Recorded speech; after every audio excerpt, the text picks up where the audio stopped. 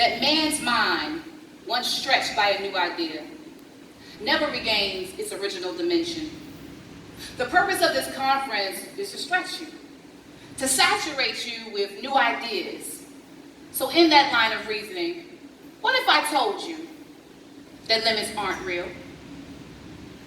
What if I told you that what we call limits are simply borders and parameters of what has currently existed? That it's an outline and not a stopping point? What if I told you that limits only exist in your mind? 3 years ago, I was in grad school, and the Father interrupted my thoughts and said, "What if limits aren't real?" To which I replied, "Aren't they?" And the Father, as gracious as he is, repeated the question.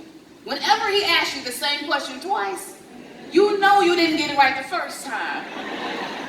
So he gave me a do-over and he said, "Take two. What if limits aren't real?"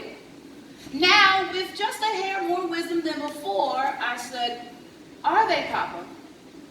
And that's all he needed.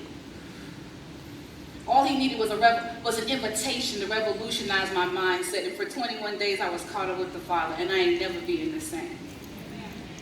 If you ever got revelation that you have the mind of Christ, and that's where limits dwell, but if you accept his mind of Christ, you'll never be the same. If you ever got revelation what was inside of you, child, cheese, we couldn't stop you. So I will ask you the question that the Father asked me, so from his lips to your ear, what would you do? Who would you be if limits aren't real? My prayer is that that question nags you. It gnaws at you that you are never the same, because you will need this conference when the Father reveals to you what he has told you.